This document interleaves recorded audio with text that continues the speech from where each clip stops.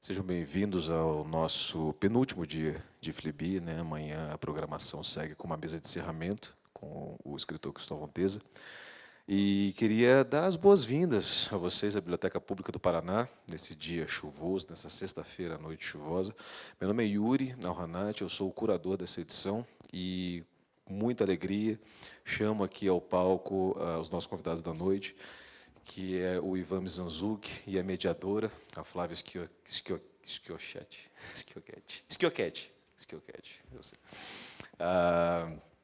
que vão fazer agora um bate-papo sobre podcasts, e essa mesa ela entra dentro do que a gente pensou para essa edição, de expandir, né, o conceito de literatura. Então, a gente teve mesas aqui que não se restringiram só à literatura como a gente pensa nela, quando a gente pensa, né, em autores, em livros, etc. A gente falou aqui, ao longo dessa semana, de roteiros de cinema, de quadrinhos, de teatro, agora à noite.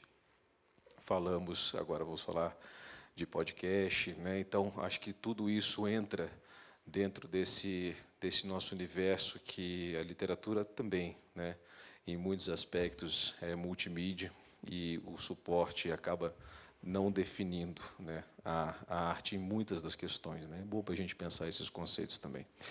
Sem mais delongas, queria falar também que a gente tem uma lista ali na frente, em que vocês podem assinar caso vocês precisem de horas complementares. A biblioteca emite certificados, ou se vocês precisam de certificado para qualquer outra coisa, a gente tem ali a lista, é só deixar ali o nome e o e-mail.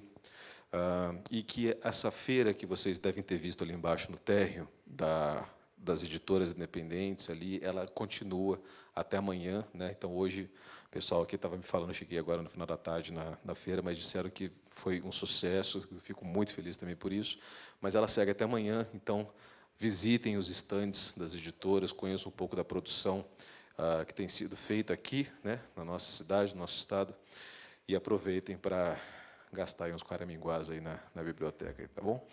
É isso, gente. Recebo, então, agora ao palco, uma salva de palmas, o Ivan Mizanzuki e a Flávia Schiochetti, por favor. Obrigado, boa noite.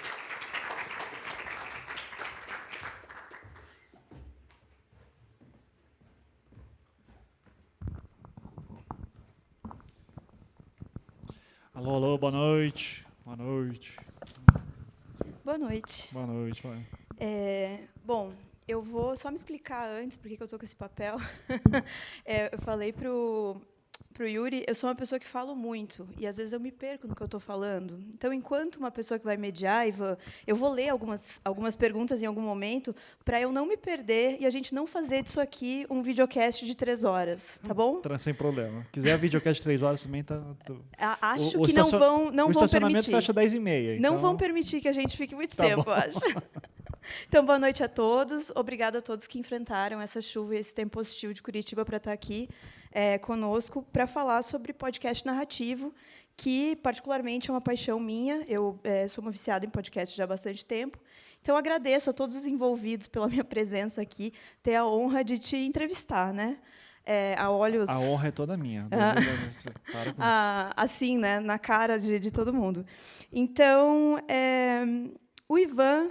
Vocês todos estão aqui sabendo disso, né? Mas talvez alguém vá ver essa gravação e não tenha essa noção. Ele é um dos grandes responsáveis pelo fortalecimento do podcast no Brasil, e ele puxa para cima, digamos, ele fez esse movimento de puxar para cima a qualidade e o esmero, digamos, de fazer um podcast, né? Justamente quando a gente está fazendo a brincadeira aqui dessas entrevistas que levam 3 horas no videocast, nada contra, acho que tem o seu espaço, mas não é só isso, né? Acho que a gente traz puxa para cima mesmo o nível da coisa, do tipo, não, então vamos trabalhar nisso aqui e levar a sério, né? Bom, ele também é o culpado por eu ter deixado de ouvir música em 2014. É muito raro eu botar música na minha casa. Desde 2014, então, eu passo o dia ouvindo vozes. A minha casa é isso aí. Então, o Ivan é designer, escritor, podcaster, professor universitário, pai do Nicolas. Tem mestrado em Ciências da Religião, doutorado em Tecnologia. Foi host do Anticast, que Deus o tenha, e criador do Projeto Humanos, que teve 4 de suas 5 temporadas narradas por Mizanzuki. A 4ª temporada, o caso Evandro, alçou o podcaster independente à fama e lhe rendeu um contrato com a Globoplay em 2021. Todos nós sabemos disso, né? Mas eu estou aqui repetindo. Pela Globoplay, estreou a 5ª temporada do Projeto Humanos, chamada Altamira, e também o podcast de entrevistas Conversas Paralelas, que eu particularmente me divirto bastante ouvindo, que rende bate-papos imprevisíveis com os convidados. Pela atual firma, ele dirige 2 podcasts narrativos que estrearam há pouco mais de uma semana: o Contra-Ataque, sobre futebol e ditadura, e o Pico dos Marins, uma investigação do desaparecimento do escoteiro Marco Aurélio, de 15 anos, em 85, no estado de São Paulo. Ivan, é um prazer te conhecer. Como é que você está? Chegou bem? Você está seco? Tô seco, mas Curitiba é isso, né? Não tem como ser mais curitibano do que numa sexta-noite, uma biblioteca com uns gatos pingados aqui, né, para falar sobre as bruxas de Guaratuba, né? Então, né, perde um feriado, tudo. É novembro, tá chovendo e frio, então É bem propício, tá né? tudo normal. É propício para falar de true crime. Eu esqueci alguma coisa do teu currículo ou algum projeto? Não, foi até completo demais. Parabéns aí para quem fez o texto. Eu já, quando diz, faz uma mini bio, eu não faço tanto assim, então parabéns. Eu vou te passar, então, depois, tá bom? Obrigado.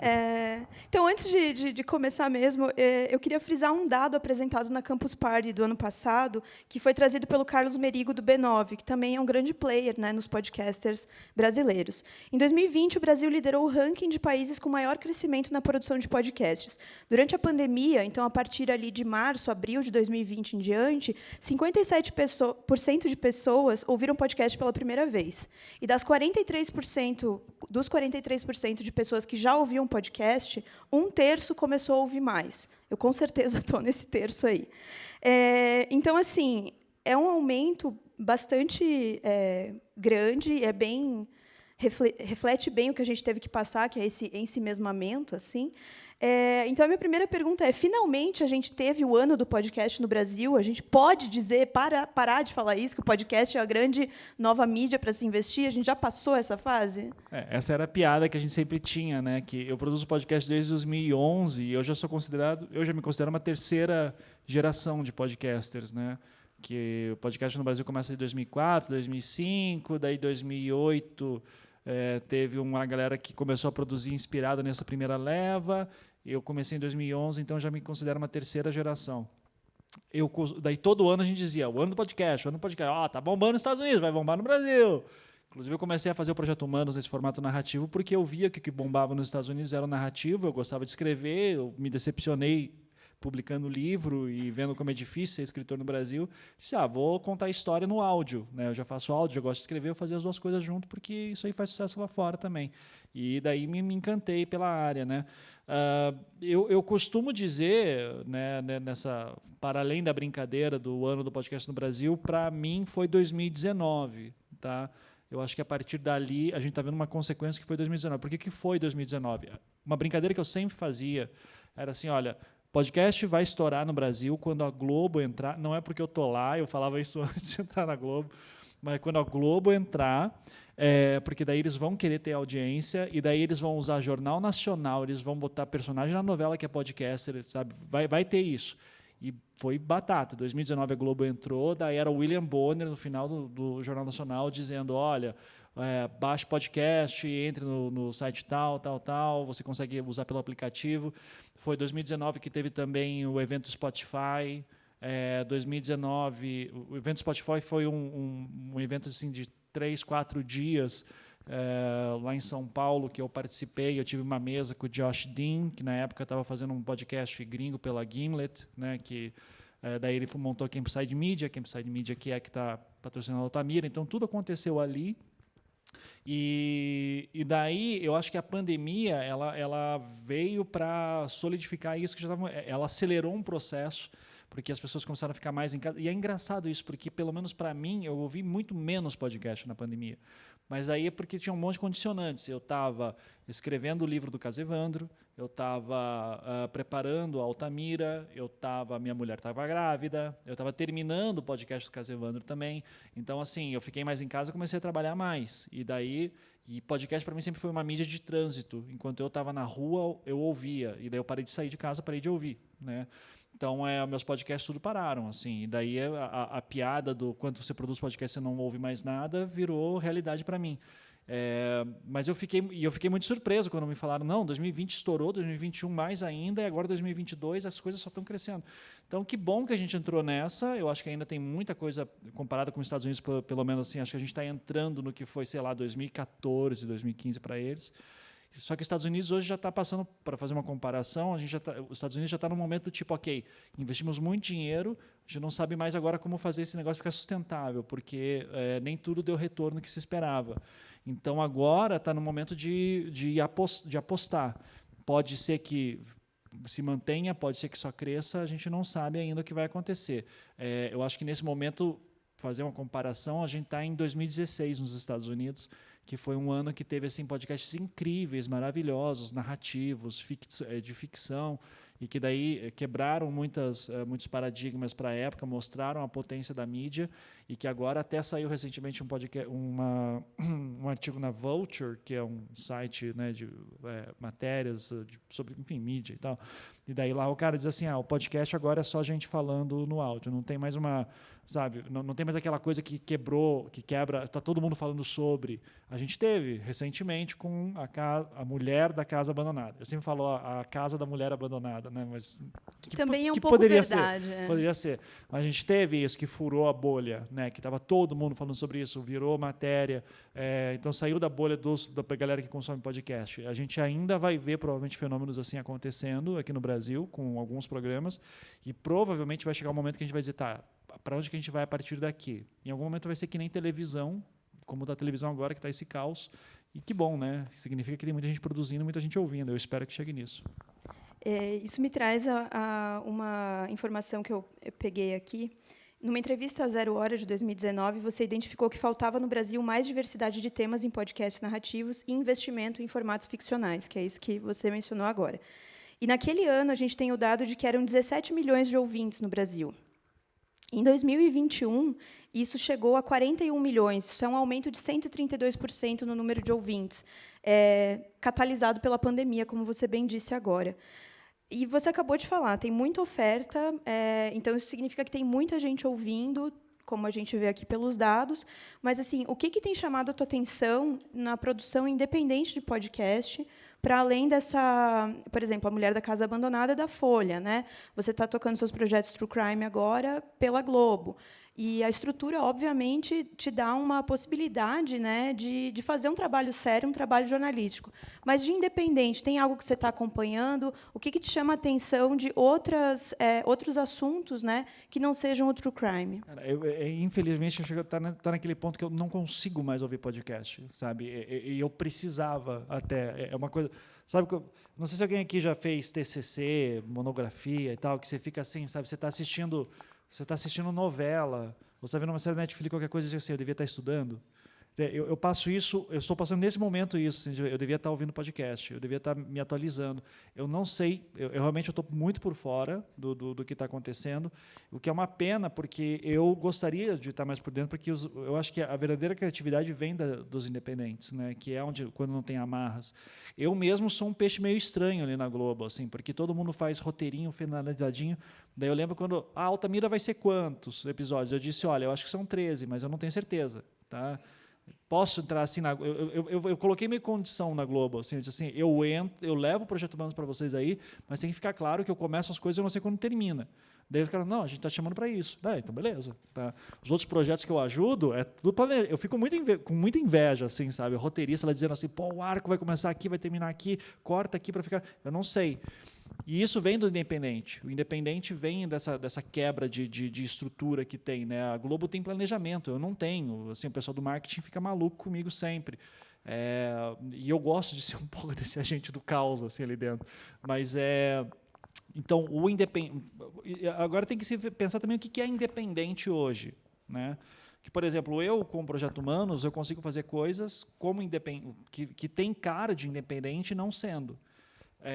Eu vejo muito podcast que é independente, eu via, pelo menos, que tentava ser muito quadradinho. Não, o programa tem... Petit Jornal, por exemplo, não é do Le Monde eles, né? O Petit Jornal, eles têm 20 minutos, tem que ser 20 minutinhos. Para que tem que ser 20 minutinhos? Ah, porque senão vira um xadrez verbal de 5 horas. Tudo bem, mas o xadrez verbal é legal justamente por causa disso, sabe? Vai ter pouca gente ouvindo, menos gente ouvindo. Pô, a audiência do xadrez verbal é grande, é bem grande. E o Felipe ganha outras... O Felipe Matia ganha outras coisas, por ser, ele é o cara para você chamar sobre qualquer assunto. O que está acontecendo na Eslovênia, Felipe? Ele sabe. Então, é um cara que se dedica a isso. O Mundo Freak, que é o meu podcast favorito sempre, né, dos meus amigos, não é porque são meus amigos, é porque eles viraram meus amigos porque eu gosto tanto deles. Assim. Eles são hoje do Spotify, tem um contrato com o Spotify. Isso significa que eles são independentes ou não? O que é o Spotify? O que é um... Eu acho que a gente tá num meio assim de mesmo radionovelo, né? O que é a radionovelo? Eu considero a radionovelo com um espírito independente, apesar de ter dinheiro dos Moreira Salles, né? Acho que então seria a pergunta dos podcasters que não têm dinheiro. Os podcasts que não têm dinheiro. Então, eu não tinha dinheiro para fazer o Casa Evandro, né? Eu sempre falo, o Casa Evandro eu produzi nas minhas férias, porque como professor universitário, tem uma vantagem que eu tinha era isso, eu tinha férias de dezembro, janeiro, parte de fevereiro e tinha férias de julho, recebendo por isso. Então eu podia ficar esses meses fazendo coisas que eu queria. Fora da sala de aula. Então, eu tinha uma renda para poder me manter e eu dedicava esse meu tempo para isso. A grande lição que o Alexandre Maron, que é um outro monstro do podcast no Brasil, da história do Brasil, ele falou uma vez, precisa de 2 coisas para fazer. Para fazer qualquer coisa no mundo, você precisa de 2 coisas, tempo e dinheiro. Você não tem um, você tenta compensar com o outro. Eu não tinha dinheiro de produção, mas eu tinha tempo. E eu conseguia me manter com o salário que eu recebia da universidade. Então, show, manda ver. Dava aula em 2 universidades, fazia doutorado, foda-se, vamos fazer um podcast novo ainda. Funcionou. E isso chamou a atenção da Globo. Legal. Semana que vem estou indo no Emmy, em Nova York, né, que a gente foi indicado para o Emmy Internacional. Então, nunca imaginei que ia tão longe. Mas eu também, quando eu fazia o Projeto Humanos, eu recebia, eu notava que o pessoal batia nessa trave, do tipo, putz, Ivan, mas eu não tenho tempo, eu não tenho dinheiro, eu não tenho como. Então, eu tinha o luxo de ser professor universitário com férias e com algum grau de instrução para saber chegar em contato, né, cara de pau, muitas vezes. Tem gente que tem vergonha, tem gente que é muito talentoso, mas é muito introspectivo. Então, eu honestamente não sei, não me chama a atenção hoje em dia nenhum de independente. Não significa que não exista, eu também estou muito por fora, tenho que confessar, mas eu posso garantir que é muito fácil. Cara, eu não tinha filho na época, entende? Era um momento legal, assim, que eu podia me dedicar a alguma coisa. E eu disse, agora que vai. Eu não sei se todo mundo tem esse... Mas se você tiver filho, por exemplo, eu tenho agora um filho de 2 anos, assim, não tem condição de fazer uma aventura dessa. Eu preciso comprar o biscoitinho dele, né? Então, não tem como. Então, independente, eu espero que tenha gente aí, eu tenho certeza que tem muita gente talentosa, que eu espero que tenha condições de poder inovar, e chegando nos meus ouvidos eu vou ser o primeiro a querer trazer essa pessoa para a Globo para poder dar condições para ela fazer coisa melhor, né? Atenção. Eu acho que o trabalho autoral ele custa muito, né? Ou tempo ou dinheiro, e se a pessoa não tem isso, também causa uma frustração, digamos, né? Essa frustração é importante também. Você veja, eu começo o Projeto Humano, o Casa Evandro, imagina, começa em 2018, eu publico o primeiro episódio. Eu já estou fazendo podcast há 7 anos. Existe uma frustração também de quem começar a fazer podcast já quer estar na semana que vem no primeiro lugar. Cara, não vai rolar. Então, mas eu sempre falo para todo mundo, você vai errar muito. Então, começa rápido para errar logo. Tá? Para errar muito logo no início, faz muito, se mata de fazer, e daqui a 2, 3 anos você já está manjando mais ou menos legal para poder fazer uma coisa. Daí experimenta, e vai experimentando. Quem ouviu o Anticast desde o início, 2011, deve lembrar talvez de programas como o especial Anticast 67, no 2º ano, que foi Arte e Design. Já era um formato narrativo. Isso eu lancei em 2012. Daí, quando o André Stolarski, um grande amigo nosso, faleceu em 2013, foi super jovem, um cara que era brilhante, a gente fez também um narrativo sobre ele. Então, eu já experimentava formatos narrativos lá dentro. E daí eu fiz o Projeto Humanos. Daí eu fiz 3 temporadas antes e mais uma temporada de crônicas para daí fazer o Casa Evandro, para assumir uma responsabilidade dessa. E errei muito, aprendi muito. Erro até hoje, erro hoje com a Altamira, vou errar nos projetos futuros. mas eu tenho que lidar com essa frustração para dizer, não, bola para frente, no próximo vamos melhorar. Essa frustração, às vezes, é difícil de lidar. E a internet é muito cruel. Assim. Eu tenho vontade de, às vezes, abrir meu Twitter, ainda bem que o Elon Musk está destruindo o Twitter. Tem dia que eu estou dizendo, graças a Deus, sabe? Acaba mesmo com esse negócio, é um câncer. Daí, se tudo der certo, compra também o Facebook, a meta inteira, destrói todas as redes sociais, acaba com o WhatsApp, voltamos para o telefone. Sabe? Não, ficaria super feliz. O Orkut, sabe? O nome dessa mesa é a nova era do rádio. Vocês podem ver por quê, né? Gosto muito, assim, de imaginar um mundo em que redes sociais acabam. Assim, eu vou adorar. Porque, cara, é horrível. Hoje uma pessoa sem graça, né, ou seja, desprovida de graça, me manda um tweet dizendo, avança logo em Altamira que eu não aguento mais. Eu disse, tem crianças aqui, eu não posso ser honesto em tudo, mas vocês vão imaginar a minha vontade do que eu tinha que fazer para o cara. Eu assim, faz meu trabalho então, filho, né? Se está fácil esse jeito. Acha a fita de tortura que tinha se perdido. Acha documentos que ninguém tinha achado antes. Só que se eu só jogo documentos sem contexto, ninguém entende. Então, para eu poder fazer um episódio 25 do caso Evandro, eu tive que fazer 24 antes. E naquele 25 eu revelo, fiz tortura, daí tem uma massa de gente que está entendendo o que está acontecendo e fala, isso aqui é importante. Manda, daí vira notícia. Daí quando vira notícia, começa a virar, daqui a pouco, coisa que vai vir para a série. E daí que vira para a série, daí vira grupo de trabalho do Estado. As coisas são assim, infelizmente tem que ter muita paciência, mas dá vontade de esganar um cara desse, sabe? Porque parece que não entende. Porque ele só quer ler a Wikipédia, ele quer ler um tweet. Então leia o tweet. Não precisa me ouvir. Tem um monte de gente falando um monte de bobagem aí rápida. Vai para eles. Eu vou fazer programa de 2 horas, 30 episódios e um abraço. Né? Mas eu posso garantir que quando chegar no final, vai valer a pena. Vai valer a pena e vai mudar a história. Eu acho que eu vou até pular essa aqui, porque você está falando... Está puxando outros ganchos, digamos. Né? E eu acho que, por mais que você seja um cara muito detalhista e que quer fazer o teu ouvinte caminhar com você por essas descobertas e contextos, até ele entender por que aquilo lá vai ser importante, também requer de você uma preparação, digamos, do teu entrevistado, muitas vezes, ou como que se extrai, né? Então, assim, quando eu escrevo, né? Eu, quando vou entrevistar alguém, eu tento estudar a história, tudo mais, para a gente partir de algum ponto já, de alguma coisa, para a pessoa me dar uma resposta mais avançada. Não posso começar do zero toda vez. E no texto a gente faz esse remendo legal, né?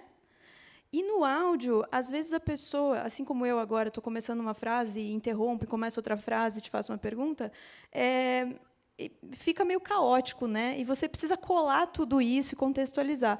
Como que tu faz, assim, como que tu prepara as suas entrevistas para extrair respostas que sejam contundentes, concisas também em alguns momentos, ou que sigam uma lógica?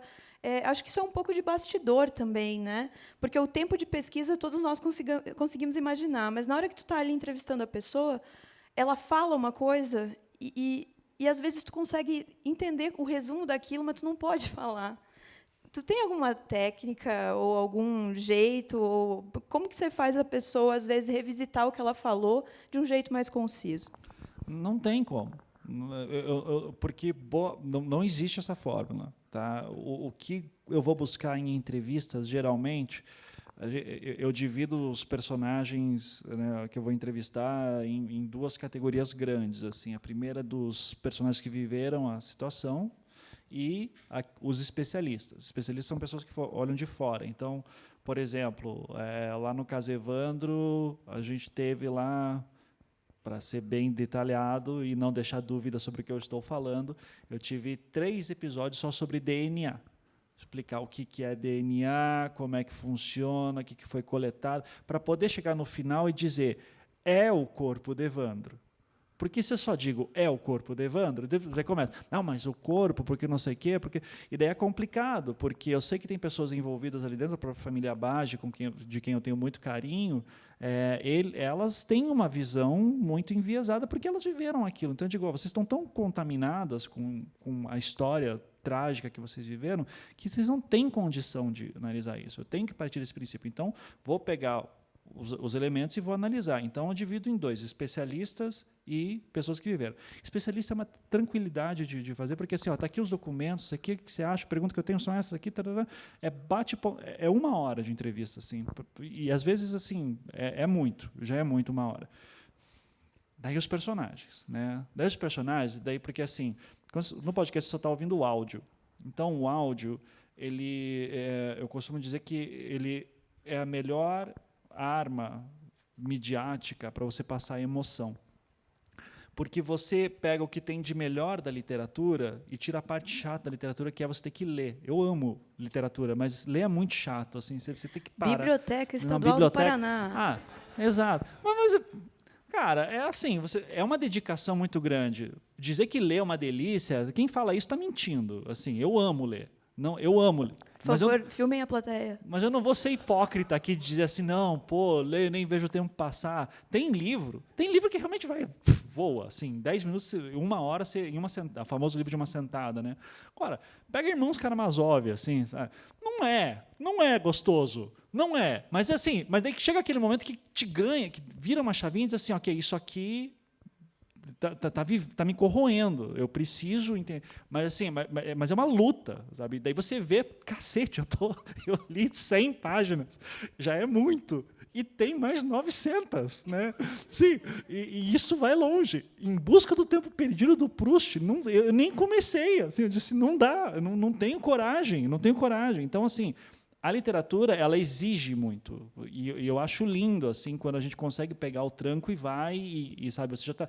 James Joyce, fácil. Não, peraí, né? eu quero só fazer uma observação. Você está citando autores de outro século também. Sim. E é outra coisa. Acho que se a gente for falar de literatura, dar uma sentada ali, tem coisas de qualidade que vão exigir um pouco menos, mas daí também já é outra proposta, outra coisa. Mas quer ver, ó, por exemplo, se você vai pegar Camus, tá? Não é O Estrangeiro, o livro mais famoso. Não é um livro difícil, mas é um livro que, eu não sei se vocês têm isso, mas eu começo a ler e digo assim, isso aqui eu só estou pegando a superfície, tem coisa mais profunda. E daí eu começo a ficar com angústia, assim, eu começo a ficar ansioso, assim, isso aqui tem mais coisa. Daí eu vou para a internet, daí eu li um parágrafo, e daí eu já estou começando a ver as discussões, tem artigos científicos de discussão, e daí você não termina o livro, porque você está com...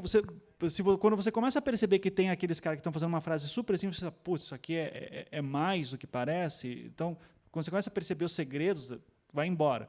A literatura, então, ela exige isso e ela puxa muito. Já a televisão é maravilhosa, porque você fica sentado e só fica assistindo e, pô, incrível. Eu acho uma bobagem dizer que ela é totalmente um meio passivo. Não é. A interpretação ela é um meio ativo também. Você cria a partir disso. Não à toa, cinema é essa coisa maravilhosa, essa forma de arte tão incrível. Só que, né, está entregando tudo para você. Então, tem o diretor de fotografia, tem uma equipe inteira ali trabalhando. O podcast, eu acho que a delícia dele é justamente que ela está bem no meio termo.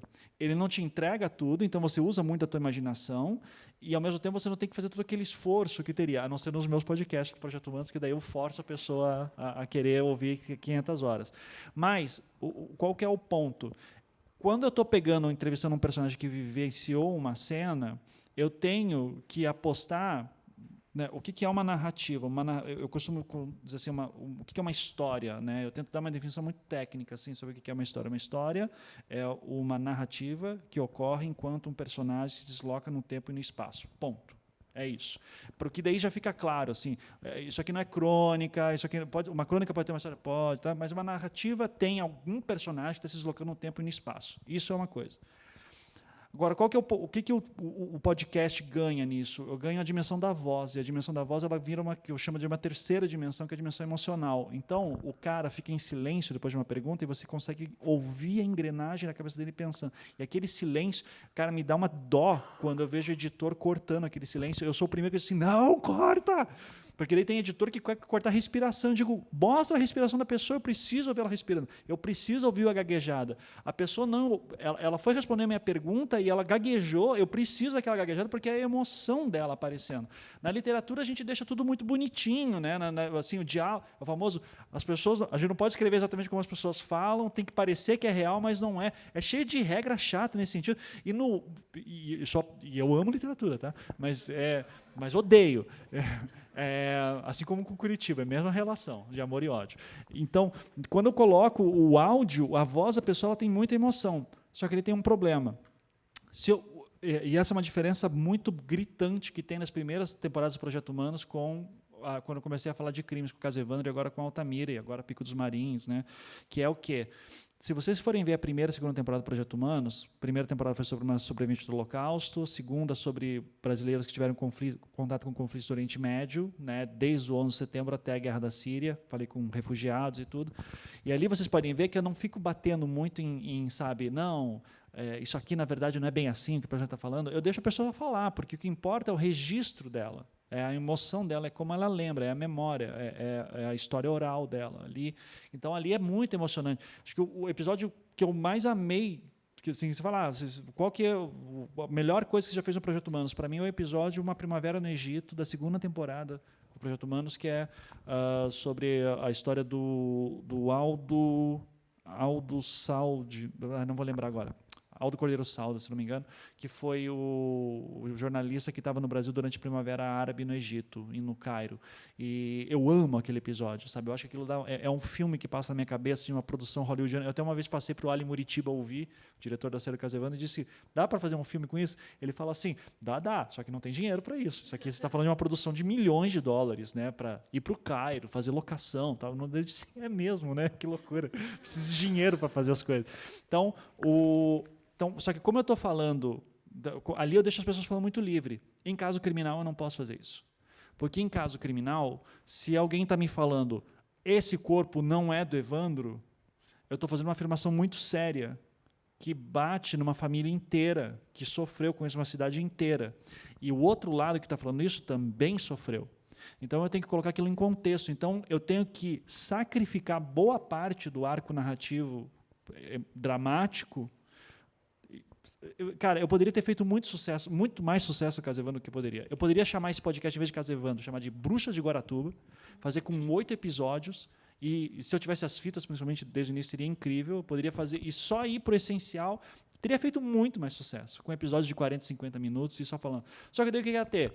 Ia ter gente maluca na internet, porque fã de True Crime é maluco, não adianta, tá gravando? Fã de True Crime é maluco. Tá? Então, assim, eu tenho que, volte e meia, quando eu estou escrevendo um roteiro, eu já tenho que dizer, isso aqui vai dar problema.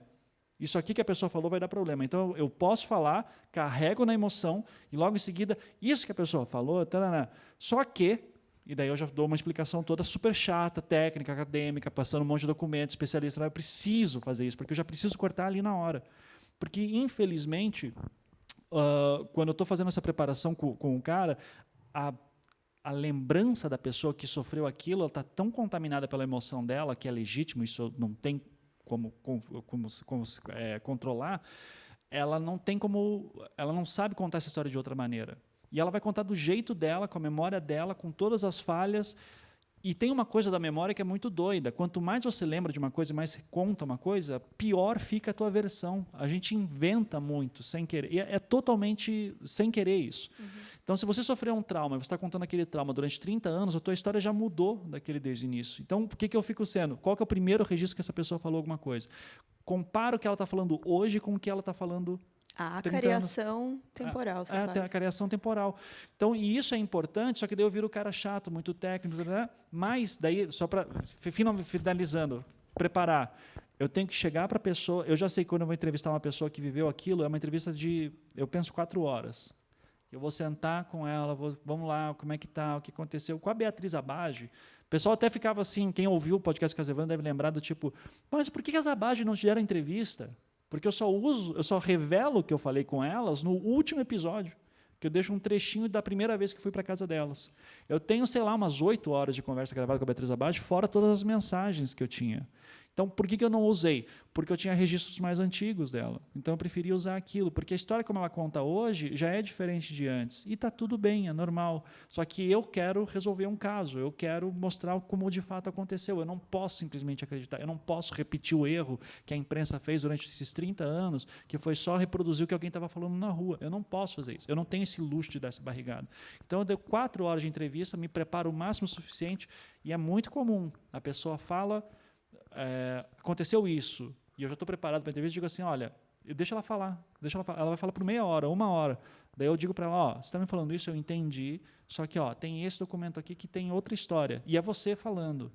Daí a pessoa diz, o exemplo clássico disso é quando a Beatriz e a Celina juravam de pé junto que quem tinha descoberto que a casa que elas foram torturadas era a casa do Diógenes. Que quem tinha descoberto isso, que era a casa do pai do Diógenes, lá na chácara, era a Mira Grassano, jornalista. Tararara.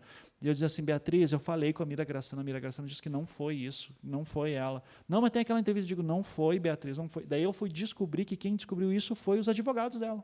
Fizeram uma investigação própria, disse assim, está aqui, o documento, teus advogados que descobriram. Daí ela disse assim, não foi. Tenho certeza que foi a Mira Grassano. Eu digo, não, Beatriz, está aqui o teu advogado. 1 mês que você foi presa depois, eles já fizeram essa investigação e chegaram lá. Daí tem que lembrar, elas estão presas. Elas não estão sabendo o que está acontecendo aqui fora. Elas estão ouvindo histórias por fora. Estão naquele trauma. A cabeça da Beatriz deu tilt. Então, ela não lembra.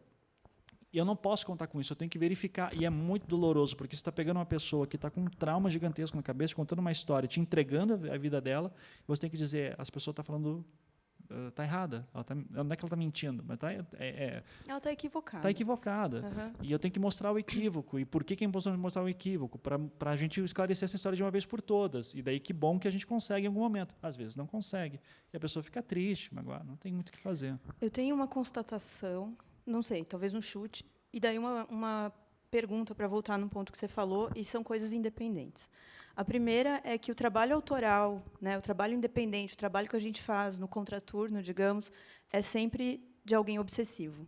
Isso é uma coisa que eu vejo em outros amigos, eu vejo quando eu estou tocando meus projetos, e notei isso no teu depoimento agora, falando disso, em outras entrevistas que eu já li, já vi de você falar. É essa noção de que existe uma responsabilidade, que agora vai sair também o documentário da Escola Base, pela Globoplay, que é muito diferente você dar uma barrigada dentro de uma estrutura, né, de uma empresa, de um veículo de mídia, e num trabalho independente. Então, eu entendo a sua obsessão, agora que você está falando isso, tipo, não podia me dar o luxo de dar essa barrigada, porque é a mesma coisa quando eu estou publicando alguma coisa que eu falo, cara, não tem ninguém aqui atrás para segurar o rojão depois, tipo, é só o meu nome, entendeu?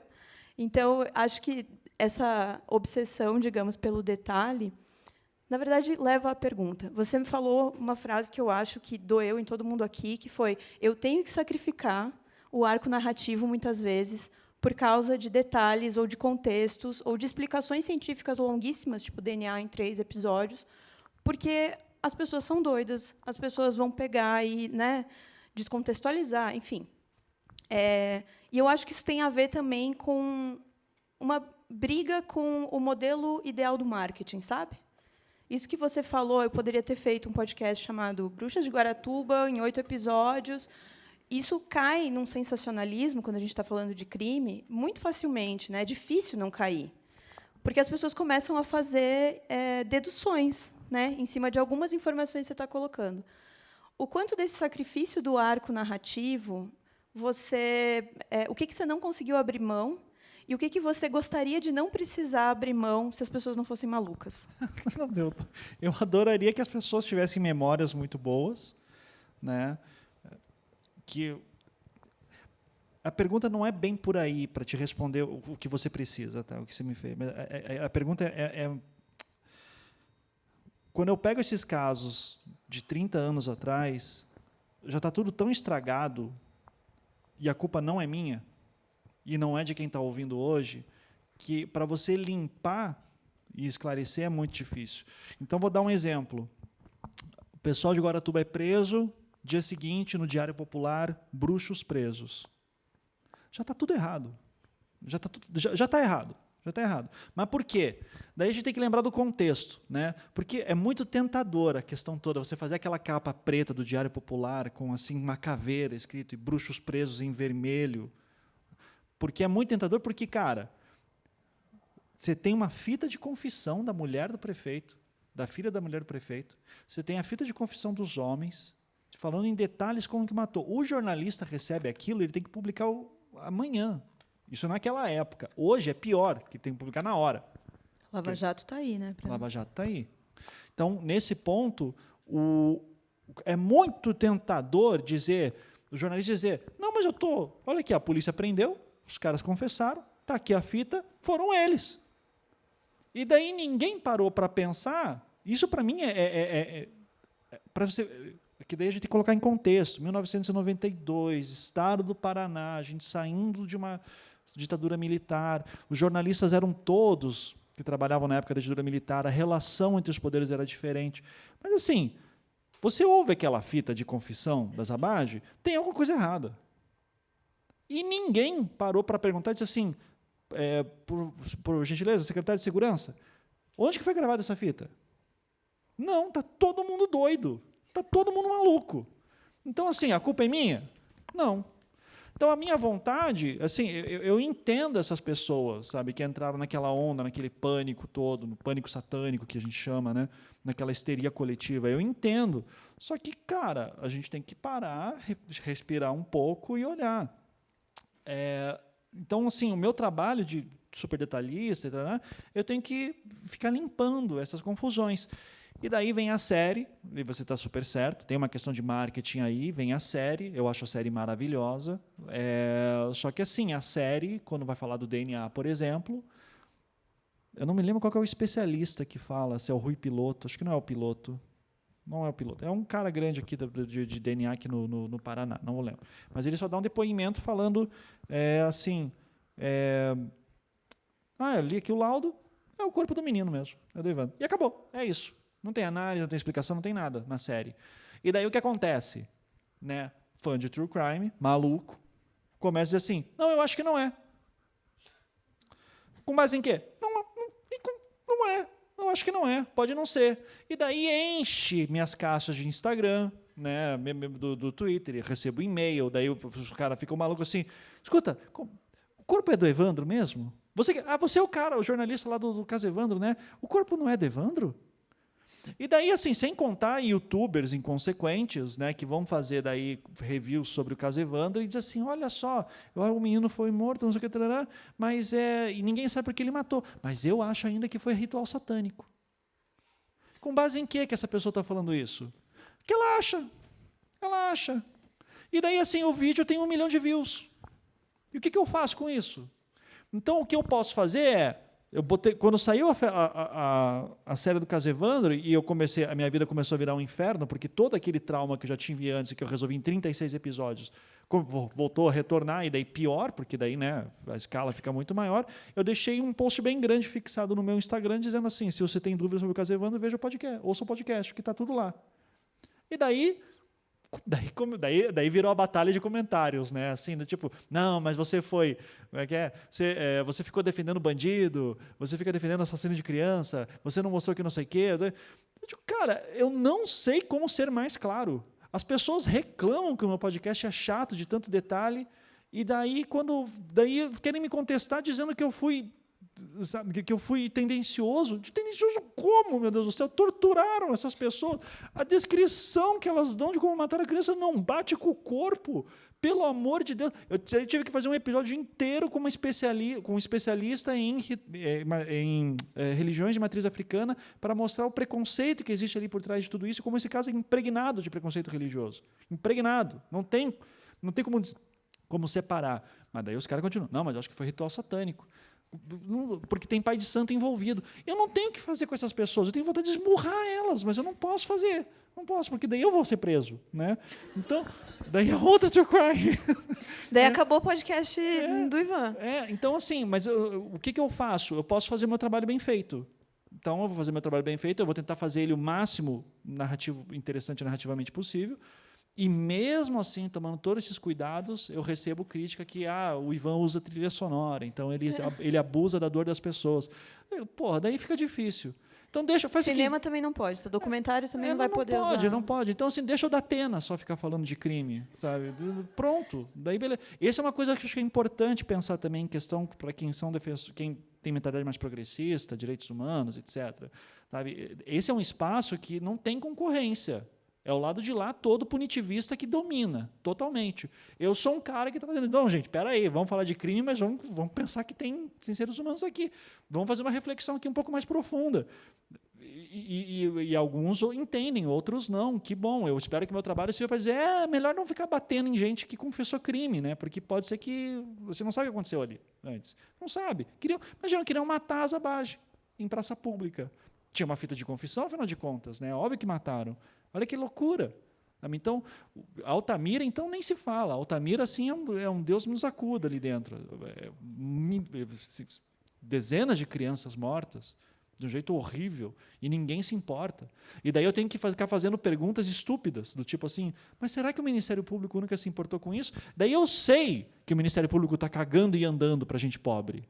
Eu sei disso. Eu sei que é óbvio que a polícia tortura, mas eu tenho que me fazer assim de poliana, dizer assim, nossa, que coisa horrível. Por que essas coisas horríveis acontecem? E daí o pessoal no Twitter fica, o Ivan se fazendo de inocente. Eu sei que a vida é difícil, mas daí entra a questão da narrativa. Eu preciso me fazer de bobo. Eu sou bobo, eu não entendo nada do mundo, estou aqui entendendo essa história. O famoso, me explique como se eu tivesse 5 anos, né? Exato. Querido promotor, doutor promotor, por gentileza, como que essas pessoas foram torturadas? E está aí o promotor até hoje dizendo assim, tortura, mas eles são culpados. Então tá bom. Eu acho que o fato de você também não ser jornalista de formação e não ter tido uma experiência de redação te ajuda a dizer assim, cara, a gente tem que ir com mais calma nisso aí. Porque isso é uma cultura de redação, é uma cultura é um modus operandi, digamos, dessa agilidade que você acha que você tem que ter, mas algumas coisas se perdem no caminho. Por isso que eu falei dessa questão sensacionalista, que, no fim das contas, seria um marketing, digamos, né? A gente já está no final das minhas perguntas. Se alguém tiver perguntas, já vai se preparando aí. O que eu queria saber é o que ser diretor de podcasts narrativos. Eu não sei se o Contra-Ataque a gente pode dizer que é true crime, eu só ouvi o primeiro episódio, mas o Pico dos Marins é o desaparecimento. Eu ainda não sei qual é o resultado de toda a investigação ali, eu não conhecia a história antes, mas o que tu tem encontrado assim de novo, de desafiador, ou como que é ser diretor? Não mais ser a pessoa que tem que fazer tudo, até o café? É ótimo, é muito bom. Mas assim, porque eu só pego o trabalho dos outros do pitaco, é bom demais. Mas é isso, assim, você chega e diz assim, não, a gente vai voltar 10 passos aqui e explicar isso aqui para uma criança de 5 anos, se precisasse. Sim, tem que fazer isso direto. O caso do Pico dos Marins acho que é bem interessante, porque o caso do Contra-Ataque, como não é uma investigação, né, o caso do Contra-Ataque são personalidades do futebol brasileiro que tiveram problemas com a ditadura militar, né, e fizeram resistência com a ditadura militar de alguma forma. Então, a gente já fez o episódio do Nando, que é o irmão do Zico, fez agora do Saldanha, que foi o técnico da seleção brasileira antes do Zagallo, que foi o técnico que classificou a seleção brasileira para para a Copa de 70, e que era uma loucura, né? A ditadura pegando fogo, assim, depois do AI-5, o Saldanha era um conhecidíssimo jornalista comunista, técnico da seleção. Incrível! E ferrenho crítico do regime, então e daí faz justamente classificar a seleção de 70, que é considerada, né, a seleção canarinho, 90 milhões em ação e tal. Então é muito, muito interessante. Mas assim, essa pesquisa já estava meio pronta pelo Breno e pelo Marcel, né, quando fizeram. Então o que eu mais ajudava eles, a gente lia os roteiros, e pensava nos arcos narrativos, pensando mais assim do tipo, isso aqui, esse detalhezinho não ficou muito claro, quem é, e chegou uma hora que eles já estavam no automático e eles já entenderam. Então foi mais assim, depois quando veio a primeira versão editada, eu disse, não está boa, porque cortaram muitos respiros, cortaram não sei o quê, tem que esticar, se esticar vai virar 2 episódios, então beleza, divide em 2 episódios, vai ser 2 episódios sobre o Nando, e daí virou todo o resto. Então, foi mais questões técnicas. Já o Pico dos Marins, o Marcelo, né, que a pesquisa veio toda dele, é o trabalho da vida dele também, quando ele chegou para mim, ele já estava com muita coisa gravada, e daí ele ia gravar mais coisa, e daí eu acho que, como é engraçado porque é um true crime que a gente não sabe se houve crime, né? Houve um desaparecimento, agora crime a gente não sabe. Então, você deve saber alguma coisa.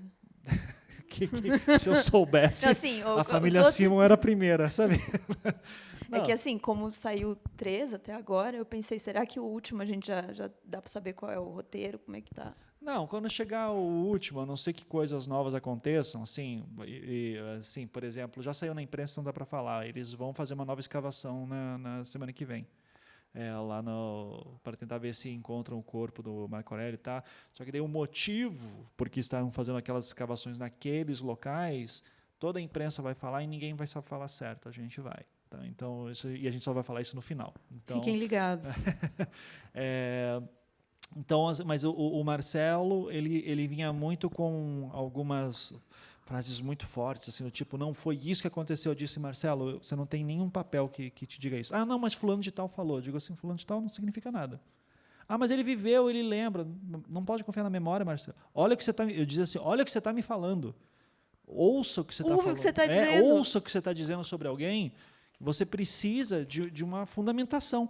Daí, esses dias, tinha uma frase que ele falava direto, eu não posso revelar, que ele falava direto sobre um personagem lá em específico. Eu disse assim, você não pode afirmar isso sem a gente ter uma confirmação. Daí, hoje, achamos um documento que eu confirmava que ele queria. Ele falou, porra, agora sim, agora manda ver. Agora dá. Agora vai. Mas daí, assim, a gente está fundamentado, porque eu sempre digo assim, cara, tenha medo de processo. Tenha medo de processo. Morra de medo de processo. Tá? Se alguém falar qualquer coisa, tenha certeza de onde que está vindo aquela informação. Então, no caso deles, foi legal porque o Marcelo ele ia até um certo ponto, e daí vem da minha experiência já com o caso Evandro e com a Altamira e tudo, que é de pegar uma folha de depoimento, por exemplo, e conseguir encontrar ali informações que geralmente a gente passa batido. Eu digo, olha, mas tem esse nome aqui, tem esse nome aqui, tem esse carimbo aqui que está dizendo uma informação. Tal. Então, olha que interessante se a gente começar a colocar numa linha do tempo e tal. E daí isso já abria uma linha de pesquisa para o Marcelo, que daí ele conseguia mais coisa, e daí abria todo um mundo, assim, tipo, cara, tem muita coisa aqui para buscar ainda. Então, isso foi muito bacana de poder usar a minha experiência para um cara que está muito dedicado a uma história, mas que tem muito acesso às pessoas, a documentos, só que ele não sabe encaixar tudo aquilo. E eu tenho esse método já. Então, isso foi muito legal, de poder, assim, tipo, não, agora vamos ver o que... Isso aqui é o que está na superfície, vamos ver o que está escondido, nos detalhes. E daí, cara, a gente descobriu coisas muito legais que, assim, que trazem um outro olhar para esse caso, mas que só vamos poder falar daqui a um tempo. Que bom que é, assim, um possível crime que já foi, digamos, né, não está acontecendo agora, porque senão, meu Deus, as pessoas iam ficar loucas. Tipo, a casa da mulher abandonada. A mulher da casa abandonada. A mulher da casa, viu? Viu? Esse é um exemplo legal para colocar em contraste, tá? Eu acho que sempre que pensarem assim, o Ivan, foi muito engraçado quando começou todo o hype na casa da mulher mulher da casa abandonada. Mulher da casa abandonada. Eu sou amigo do Chico Felitti, eu sou fã do Chico Felitti. Tá? Já entrevistei ele 2 vezes, eu acho o cara incrível, eu acho que o texto lá que ele fez, eu vou chamar Fofão da Augusta, porque é o mais famoso, eu acho maravilhoso. Tá? Mas, assim, o Chico ele fez uma coisa que eu não faria. Eu não usaria gravação escondida. Eu acho que ele foi louco de gravar escondido numa empresa americana em que tem bem claro dizendo não pode gravar nada aqui. Sabe? Eu acho que ele pode tomar 1 milhão de processos com aquilo. Eu acho que ele faz afirmações muito sérias. Eu acho que ele encerra o podcast de uma maneira que é muito complicada. Mas eu acho que ele é um gênio. E ele fez tudo certinho. Eu acho que ele tem... Só que assim, ele contou uma história, fez sucesso, bombou, trará. E daí, no começo do podcast que estava bombando, todo mundo dizia, Ivan, é assim que faz podcast, Ivan, é assim que faz podcast. E daí, quando começou a dar todos os problemas, de galera invadindo a casa e virou toda aquela loucura, daí disse assim, puxa, Ivan, ainda bem que você não faz desse jeito, né? Daí eu digo, o Ivan pode dormir tranquilo essa noite, sabe? E eu realmente acho, tá certo que as minhas histórias se passam em Guaratuba, agora em Altamira, mas ainda assim, ninguém está indo na casa de ninguém quebrar nada, ninguém está indo bater em ninguém na rua. Então, tipo, todo mundo sabe onde é o escritório do Diógenes em Guaratuba e muita gente foi para Guaratuba. E até onde eu sei, está tudo bem com o Diógenes. Então, é tipo um turismo macabro, né? Não entendo. Não, mas e isso rola em Guaratuba. O pessoal vai, eles vão, o pessoal visita alguns lugares mesmo. Eu tive que fazer isso para minhas pesquisas também. Só que tem uma questão aí de diferença de tática. Eu não quero fazer uma coisa sensacionalista. Se eu quiser fazer uma coisa sensacionalista, eu vou fazer na hora que for para apontar o dedo de quem fez merda. E quando isso acontecer em Altamira, daí vai estar ótimo. Caraca. Alguém tem alguma pergunta? Você pode vir aqui... tem aí um microfone, perfeito. Eu estou muito nervosa para fazer pergunta, meu Deus. Relaxa, então todo mundo aqui de boa. Curitiba, sexta-noite, Sim. chovendo, tá ótimo. Questão de desdobramentos, né? Acho que é a pergunta assim, que eu mais me faço. Como é que foi para você, depois de ter produzido assim, todo esse podcast, que é muita coisa, muito material a ser processado, muito trabalho envolvido, horas e horas, né? Ver só aquele pedido de desculpa, assim, bem ridículo, né? Como se uma desculpa pudesse desculpar o imperdoável e essa quantidade de erros que ocorreu, né? Aqui no Estado, é uma coisa absurda, né? Queria saber como é para você lidar com isso, conhecendo as pessoas, né? Os envolvidos, tendo entrevistado essas pessoas, e também do último desdobramento, que foi, acho que também... não tem como comparar em nível de pior, né? Mas essa questão do Leandro Bossi, né? Que no fim foi encontrado o corpo que já tinha sido encontrado e aí era ele que estava ali enfim, né? E queria saber como é para você lidar com isso depois de todo o seu trabalho feito e tudo mais. Olha, eu acho que, por exemplo, o reconhecimento do Estado, o Estado do Paraná, por incrível que pareça, fez o que dava para fazer. Assim, não é porque o irmão do Ney Leprevot está aqui, mas mas é porque, assim, o que o Estado, o Poder Executivo pode fazer, falando em questão de divisão de poderes, né? Ele fez tudo certo. Inclusive, eu estava até falando também para o Luiz, assim, eu achei muito engraçado, assim, muito curiosa a forma do Ney dando a entrevista, dizendo: estava em minha casa num sábado à noite, sem absolutamente nada para fazer, decidi dar play numa série do Globoplay chamada O Caso Evandro e fiquei estarrecido com...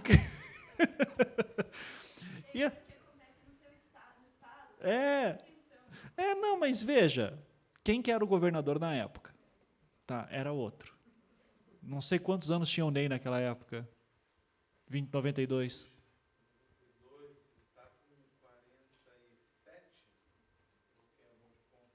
Tá, ele tinha 27.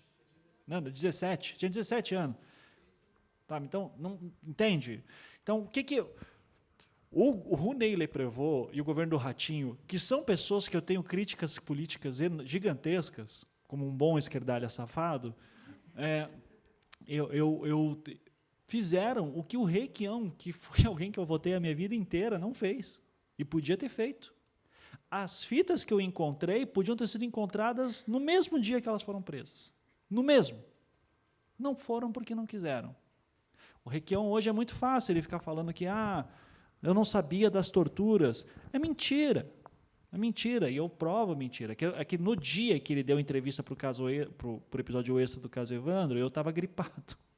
Aliás, o meu filho estava com febre e ninguém estava vacinado, então podia ter um risco de Covid, o protocolo não permitia, então eu não saí de casa.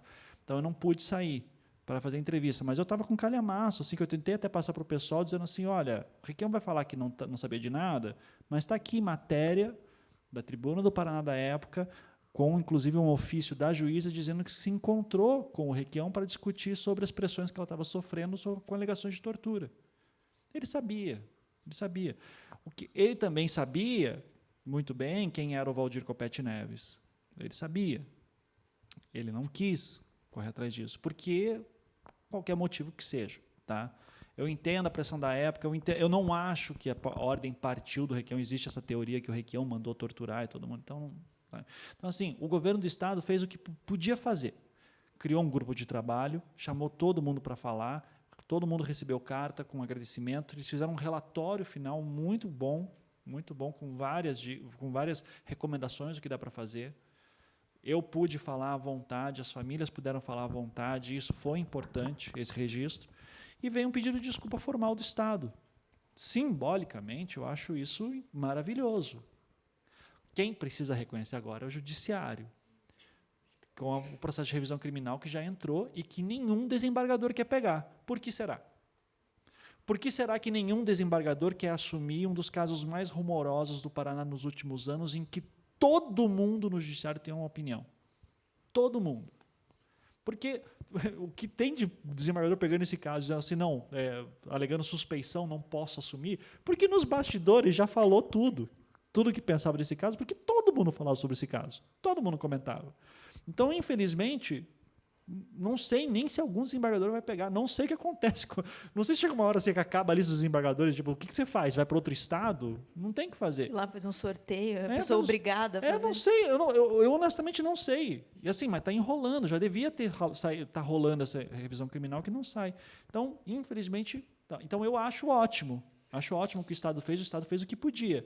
Agora, o Judiciário tem que agir. E sobre o Leandro Bossi, ali daí já é uma outra questão. Primeiro, ali é mérito da doutora Patrícia, que correu atrás muito para conseguir achar aquela ossada, que, assim, estava perdida já, ela correu atrás. Eu lembro muito, assim, de meses, a gente falando, doutora, encontrou alguma coisa? Doutora, encontrou alguma coisa? Ivan, não estou encontrando nada, não estou encontrando, estou rodando o Paraná inteiro aqui, não estou encontrando, o litoral inteiro. Dela disse, um dia ela disse, achei. Eu digo, pô, daí eu pedia mais detalhes, dela não respondia. Eu não sei se respondia porque não tinha tempo, porque não podia falar, não sei. Mas eu sei que em algum momento saiu, daí eu disse assim, o pessoal aqui no Paraná não pode fazer, vai ter que ir para a Polícia Federal em Brasília, daí foi, demorou um tempão, daí deu lá um match. A gente não achava que era o Leandro Bossi, a gente achava que podia ser Eu queria saber quem que era a menina. Na minha tese de serial killer, eu achava que a menina podia ser a primeira vítima. E não, era o Leandro Bossi. Então, pior ainda. Esse caso estava ali, ficou largado no cofre do IML. Então, do antigo IML. Então, que é lá que estava, né? Então, assim, infelizmente, a gente não tem... o que aconteceu ali? O problema daquela coletiva de imprensa em específico é que foi o secretário de Segurança para falar, eu não vou lembrar o nome dele agora, porque mudou, não me lembro quanto tempo que ele estava. Sei que o secretário de Segurança foi falar e ele claramente não entendia o caso do Leandro Bossi. Tanto que ele começou a falar assim, foi levado uma amostra lá. Daí, eu acho que o cara não tinha noção da treta toda que existe, que o corpo não é do Evandro. E daí já começou as teorias da conspiração rolar, né? Tanto que um repórter da RPC que veio falar comigo depois, ele disse assim, mas qual o corpo, qual o DNA que foi mandado? Onde é que estava esse? E o cara não sabia responder. Então, assim, aquela coletiva de imprensa, infelizmente, gerou mais confusão do que ajudar. Eu, daí, tive que dar muita entrevista para esclarecer boa parte do que estava acontecendo lá. Então, eu fico feliz que a família Bossi teve uma resposta. Agora, ver se... né, eles prometeram que iam reabrir o caso, ia fazer uma investigação. Não sei o que vai ser isso. Em algum momento, eu vou voltar para Guaratuba para ver o que dá para ser feito. Vamos mais uma? Quanto tempo a gente tem, Yuri? Dani, por favor. Oi, Ivan. Bom, eu já me apresentei ali como tua admiradora e eu comecei a ouvir podcast no caso Evandro. Eu acho que assim o grande mérito é que você faz, tanto no caso Evandro como em Altamira, uma reparação. Até fiquei surpresa que você não é jornalista, porque são grandes reportagens, né? E eu acho que o podcast acabou fazendo um grande serviço para o jornalismo hoje, porque ele dá uma sobrevida para o jornalismo, que está tão, né, combalido ali. A gente não consigo mais me imaginar comprando um jornal aos domingos e lendo 3 páginas de uma grande reportagem, mas eu consigo ouvir 15, 20 episódios do podcast lavando louça. E eu acho que, até o caso da Escola Base, por exemplo, é uma pena que não seja um podcast, porque eu acho que o podcast é legal, porque você pode estar fazendo outras coisas, caminhando e ouvindo, né? Então, até entendo o teu ouvinte que ficou bravo e quer saber de Altamira, porque a gente fica até numa abstinência. Quando a Altamira terminou não, né? Deu uma pausa e você falou que tinha revelações, mas que você precisava de um tempo para apurar. Eu entendo, porque você realmente tem um trabalho primoroso. Eu nem comparo o teu trabalho com o do Chico, porque eu gosto bastante dele, do estilo, mas eu acho que você fez uma invenção aí. Porque não é simplesmente podcast de true crime, é uma outra coisa, né? Porque você traz todo um contexto, uma reportagem que consegue fazer essa reparação. Então, assim, não é uma pergunta, é um comentário, mas eu quero saber em que pé está a Altamira e o que a gente pode esperar, porque eu fiquei em abstinência, agora estou ouvindo outras coisas, mas queria saber como é que está essa grande reportagem aí. Obrigado aí pelas palavras de conforto. Olha, a pausa que a gente fez ela foi muito importante, tá? Porque realmente quando eu encontrei esses documentos novos, né, eu precisava entender como que eles iam afetar o que eu ia dizer porque a partir do momento que eu falo do júri, eu até abro o episódio 17 de Retorno, quando começa a história dos júris, né? Eu começo dizendo, olha, Essa pausa que a gente deu até foi boa, porque é mais ou menos o que aconteceu. Porque o caso é na década de 90, e quando começam os júris, ele vira uma outra coisa na mídia. Então, você tem o caso real nos autos e você tem aquilo que foi passado pela mídia nos anos 2000 durante os júris. E os júris é aquilo que vocês estão ouvindo, sabe? É a cobertura. Os repórteres estão reproduzindo o que o promotor está falando, assim, tal, e não tem verificação nenhuma. É muito complicado. E os promotores doidos para que o repórter repitam o que eles estão falando. E o advogado de defesa, eu sempre digo que a defesa ela sofre muito nesse ponto, né? Porque que nem quando algum cara é preso, daí o advogado de defesa vai lá e diz assim, não, meu cliente vai se reportar dentro dos autos. Daí pronto, culpado. Pronto, não tem, sabe? Isso passa uma mensagem para a gente. Porque a promotoria vai lá, é o Fantástico, é o Jornal Nacional com o duto do dinheiro, né, caindo, assim, né, que era dizer assim, olha só, a promotoria está dizendo que o esquema de corrupção funcionava assim, 10 minutos explicando como é que é o esquema de corrupção. Daí chegou o advogado de defesa em 10 segundos e fala assim, a gente vai se manifestar nos autos. Pronto. Quem que ganhou essa narrativa? Então, infelizmente, a Altamira é isso, né? Então, quando eu recebi aqueles documentos, eu precisava ver o que isso afeta a partir daqui. E vai afetar muito. A gente tinha um arco pensado para o final, que se manteve bastante, e ele vai... Mas, assim... Para dar uma perspectiva, é que é difícil falar, porque eu não sei se vai ser isso mesmo, sabe? Porque a gente já está escrevendo e produzindo, mas eu tinha pensado em um episódio final com revelações que a gente já tinha que eram muito bombásticas. Agora vai ser 2. Tá? Isso aí... Só que assim, eu não falei isso, tá bom? Mas como que tem uma revelação bombástica que não vaza de nenhuma maneira? Não tem uma urgência na revelação bombástica? Se fosse alguma coisa daqui agora... Um caso de agora, tem alguém preso neste momento que está sofrendo, é uma situação. Ou se tem alguém solto. Ou se tem alguém solto, exato. Tá? Não é o caso de Altamira. Tá? Não só isso, por exemplo, rolou até uma... Não, eu não posso falar isso. Eu não posso. Quase conseguimos. Quase. Mas assim... mas assim, o Paraná também é outro Brasil, sabe? E dentro do Paraná, Londrina é um Paraná, Maringá é outro. Então, assim, eu gosto muito dessa frase de existem vários Brasis. Mas isso, quando você para pensar 2 minutos, tipo, é óbvio isso. Sabe? Tipo, Curitiba, quem mora no Alto Boqueirão e quem mora no Batel tem 2 Curitibas diferentes, entende? Então, tipo, essa questão de dimensão, ela é óbvia, ela não é tão difícil de entender. Agora, claro, o funcionamento da máquina, do conhecimento todo, sem problema, isso de fato. Agora, eu fico muito surpreso com as semelhanças que existem ali, sabe? Por exemplo, o Ministério Público né? A galera ali se ama, né? Todo mundo é irmão. Um promotor não fala mal de outro promotor jamais. O juiz jamais critica outro juiz e tal. Daí, quando tem um promotor que tenta ser um pouco são naquele caso, diz assim, escuta, esse caso aqui é um montoado de boatos, e o outro juiz também fala isso, eles são os malucos. Eles viram os malucos no caso de Altamira, né? Então, assim, o que a gente vai ter, o que eu preciso é construir esse caso suficiente para dizer, olha a que ponto que isso chegou, para que daí, quando eu fazer minhas revelações bombásticas, as pessoas entendam, não vai dar nada por causa de tudo isso. Porque olha o ponto que esse caso chegou. Então, para chegar assim numa situação que eu digo assim, olha, eu tenho um monte de coisa para dizer, para esclarecer para vocês que nunca foi esclarecida antes. Só que quando eu fizer isso, eu tenho plena consciência que isso aqui não vai ter alteração nenhuma, porque por causa disso, e olha que esse caso podia ter parado lá naquela época e não parou, por causa disso. Então, só fica... Que sirva com todo o meu trabalho que eu faço, que daí eu agradeço aí você falar que meu trabalho vai além do True Crime, porque é o que eu até digo assim, gente, eu nem consumo True Crime, eu não me vejo como produtor de True Crime, eu me vejo mais como um investigador que pega uma história e vai a fundo. E eu não ser jornalista funciona bem nisso, porque ninguém teve que me ensinar nada. O que me ensinou foi a academia, o método científico. Eu ia falar isso, que essa coisa do tipo, não, eu vou fazer 3 episódios sobre DNA, é puro academicismo quase. Que assim, eu vou fundamentar tudo, e daí, se vocês reclamarem, volta lá e olha a fundamentação teórica que eu fiz. Exato.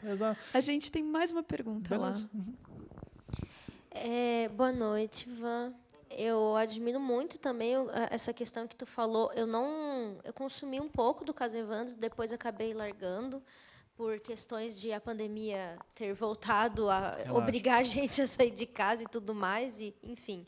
Mas é muito incrível o fato de você não sensacionalizar as coisas E aí eu vou relacionar essa questão do sensacionalismo com essa pontinha final que tu comentou sobre a questão do true crime. Porque hoje é uma febre, as pessoas são malucas e existe um fato meio consolidado de dados, mas a gente não tem informações sobre o motivo desses dados, de que mulheres consomem muito mais true crimes do que homens. Eu queria te perguntar como que você se vê sendo meio que categorizado nesse meio, e se você tem, sei lá, alguma hipótese do porquê que mulheres consomem mais. É muito louco, porque assim, eu me deparei, assim, faz algum tempo, talvez de 1 ano, 2 anos para cá, consumindo esse tipo de coisa, que é uma parada inacreditável, assim, porque eu não leio nem livros de não ficção, eu só leio ficção, e eu não sei o que eu faço, o que me chama atenção.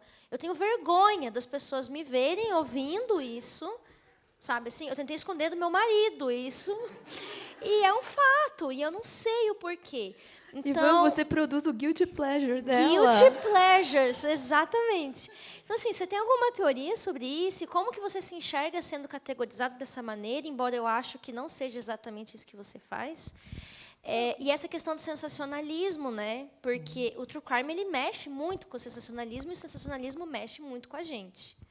Olha, eu não me importo de estar colocado na categoria de true crime, porque vai naquilo que eu falei. Primeiro, eu sempre digo, crime sempre foi interessante para todo mundo. É só você olhar jornais do início do século XX, página criminal está lá, jornais policiais sempre existiram. Alborguete levou isso a um outro nível, Ratinho, né, da Atena está aí até hoje. Então, crime sempre foi. Daí, e é curioso, quem lia a Tribuna do Paraná naquela época que você amassava ela e virava sangue, caía sangue, né? Que daí você comprava para ver o que o Coritiba, como é que foi o jogo do Coritiba semana passada, era um público masculino. Eu tenho a impressão que essa onda de True Crime podcast, principalmente, ele tem algum apelo para as mulheres que eu não sei qual é. Eu já ouvi todas as explicações possíveis. Tá? É porque as mulheres têm mais medo na rua, então o True Crime pode servir para elas se precaverem de crimes. Pode ser. Mulheres são mais analíticas. Eu não gosto dessas generalizações, mas são mais analíticas, são mais cerebrais, então elas gostam de ficar pensando no detalhe, investigando. Não sei. O que eu sei é que eu ficava muito impressionado que a gente via ali as estatísticas do caso Evandro e do Anticast, o podcast que eu tinha na época. E daí eu vi assim, o podcast, cara, o Anticast levantou uma bandeira gigantesca, assim, mulheres têm que participar do podcast. A gente comprou uma briga gigantesca e a gente nunca conseguiu passar de, sei lá, 30% público feminino. E o caso Evandro, sem esforço nenhum, era 50-50. E daí eu já sei que hoje tem podcast de True Crime que tem 70%, 80% de mulheres. Assim, é muito. Você vai ver essas vagas assim, de concurso de perito criminal, tá aqui, a maioria mulher. Nos Estados Unidos tem essas crime cons, tipo Comic Con de crime, público feminino. Tem é uma coisa inacreditável. É muita mulher e é mundial essa parada. Eu não tenho a menor ideia de por que tanta mulher gosta de crime. Porque a gente comete menos, daí talvez a gente queira consumir para entender. Não sei se comete menos também. Tá? Pode ser tentei defender pode ser aqui que escapem melhor. Não sei, honestamente não sei dizer, tá? É um fato que mulheres gostam mais de crime, gostam de histórias de crime, não sei o motivo, tá?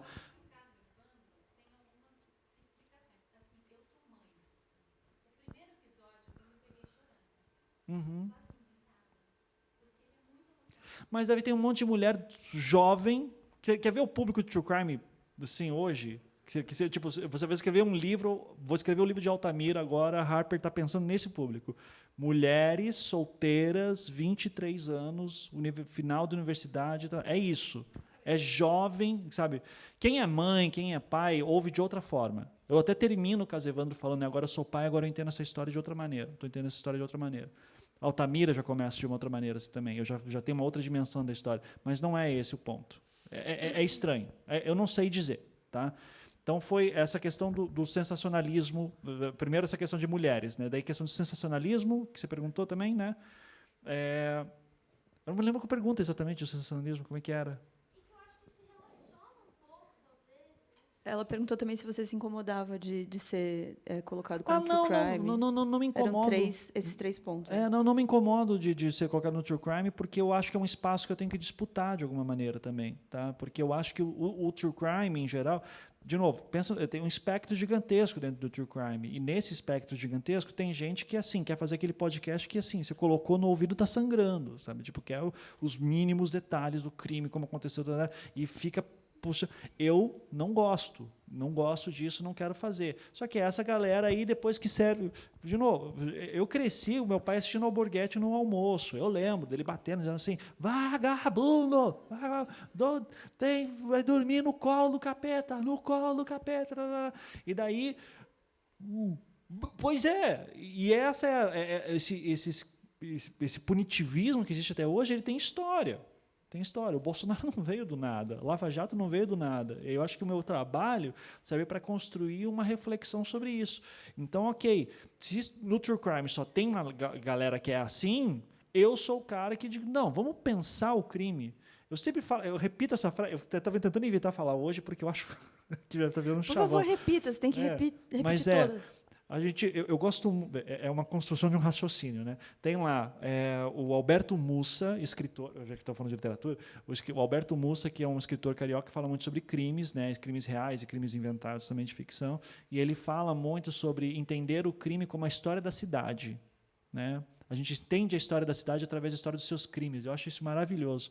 Daí a gente entender a história do crime por uma reflexão que eu tento fazer é a seguinte: como nós, como sociedade, permitimos que essa coisa horrível acontecesse e o que podemos fazer para evitar que isso aconteça no futuro.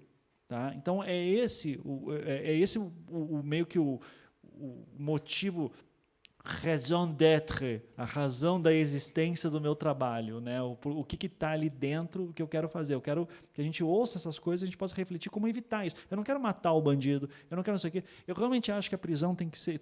Eu não sou antipunitivista a ponto de tipo, não, acho que a prisão não tem que existir. Eu acho que tem que existir centros de reabilitação. Eu não sei se a prisão, o encarceramento funciona de fato. Eu acho que há uma discussão mais aprofundada para fazer isso. Mas, assim, antes disso, eu acho que a gente tem que pensar de outra maneira. Eu não acho que a polícia tem que acabar. Por incrível que pareça, eu sou um esquerdalho que assim, o pessoal às vezes quer me bater, porque eu falo, não, eu não acho que a polícia tem que acabar. Eu acho que a polícia militar tem que acabar. Acho que a polícia militar tem que acabar. Só que quando eu faço essa discussão, a pessoa entende outra coisa, porque às vezes não sabe a diferença entre polícia militar e polícia civil. No caso, Evandro entende. Então, eu estou explicando um conflito de polícias e a pessoa está entendendo qual que é o problema de ter duas polícias tão operantes assim. E porque elas não conversam entre si. Então, talvez fosse mais interessante pensar numa polícia um pouco mais eficaz, investir em inteligência e não em arma. Então, tudo isso acho que o meu trabalho proporciona. Então, se o meu trabalho como produtor, se as pessoas estão me chamando sobre true crime, estão ouvindo sobre isso, estão conseguindo fazer essas reflexões, ótimo, me chama do que quiser, desde que reflita sobre as coisas que eu estou pensando, maravilhoso. Me chame de Dorinha, tá tudo bem.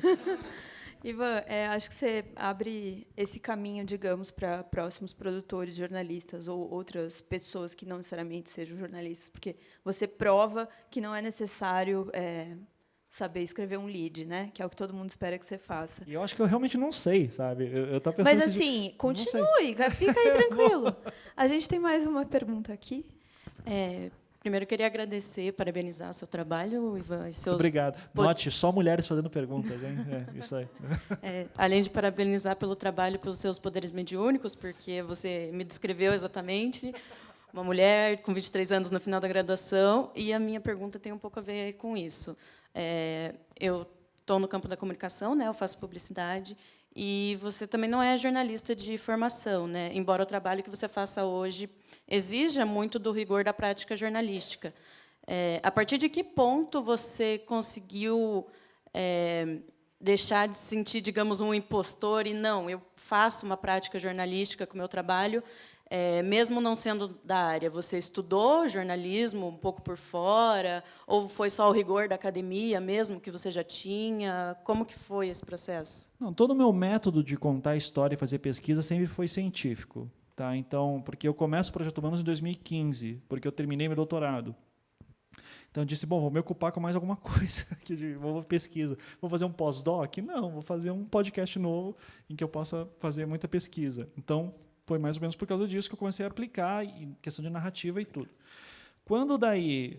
Só que daí eu tinha um problema, a história de como eu começo a me identificar como jornalista é muito estúpida, assim, tá? Porque foi basicamente assim. Primeiro que eu sou formado em design, e designer é uma criatura muito triste, assim, porque todo mundo se acha designer, né? Então, você entra num lugar em que não é uma agência de publicidade ou um escritório de design, né, sei lá, banco, eu trabalho no marketing do banco. É aquele menino que faz design. Você é formado em quê? Biologia. Tá, então, isso rola. Então, assim, a gente sempre se sente escanteado como designer, né? Então, e assim, o que mais existe é jornalista que se diz designer, né? Que, eu tive um semestre de CorelDRAW, então eu posso fazer aqui a comunicação interna da empresa, porque o cara não quer contratar um designer. Isso acontece. Então, eu tinha uma dificuldade muito grande de entrar em contato com pessoas que eu queria contar uma história, que eu queria entrevistar, e dizer: fulano de tal, meu nome é Ivan, e eu faço um podcast, queria entrevistar. Podcast é tipo uma rádio pela internet, tá? Você é jornalista? Não, eu não sou jornalista, eu só produzo podcast. Assim, também virava uma história muito longa, por uma coisa muito simples. Daí eu lembrei, jornalista não precisa de registro, né? Não precisa de formação para ter registro. Que maravilha! Daí eu fui lá no Ministério do Trabalho e disse: eu quero registro de jornalista. Daí o cara disse: tá, beleza, tá aqui a tua carteira. Daí no dia seguinte eu era jornalista. Daí foi ótimo. Daí eu comecei a me apresentar como jornalista para as pessoas. E daí isso facilitou muito. Tipo, eu sou jornalista e quero te entrevistar por uma história. Mas é para qual jornal? Não, é para o meu site e eu faço podcast. Daí já virou uma conversa, mas a pessoa já entendeu o que eu quero fazer. E está tudo bem. E virou uma vingança, né? Porque os jornalistas sempre viraram designers, eu sou o primeiro designer que virou jornalista. Então está ótimo, eu me vinguei dessa classe toda. Então, mas assim, eu não me vejo trabalhando em redação. Eu acho que redação é um lugar que para mim seria horroroso de trabalhar. A pressão do dia a dia. Eu passei a admirar muito mais pessoas que conseguem trabalhar sob pressão fazendo hard news, por exemplo. Antigamente dizia: hard news tem que acabar, tem que ser tudo história agora, tem que ser todo mundo igual ao New York Times, né? E daí eu comecei a passar por situações em que eu precisava de uma informação muito rápido. E daí eu achava matérias em que o lead estava certinho. Eu dizia: puta, obrigado, sabe, o senhor jornalista que fez tudo bonitinho. Porque daí chegava mais rápido para mim. Então, não tem jeito certo e errado, né? Eu acho que eu não conseguiria funcionar dentro de uma redação de maneira alguma. Não sou um jornalista de formação, não tenho interesse em ser. Eu me apresento como jornalista mais porque explica melhor para as pessoas o que eu faço. Eu lido com histórias reais e eu faço entrevistas e produzo uma historinha. Então, jornalista é um atalho para as pessoas entenderem o que eu faço. O dia que podcast foi uma coisa que todo mundo entende, eu digo: eu faço podcast, está tudo bem. Eu sou podcaster, eu sou um contador de histórias, né? Bacana. Yuri, a gente tem mais um tempinho para mais uma? Mais uma. Quem que é?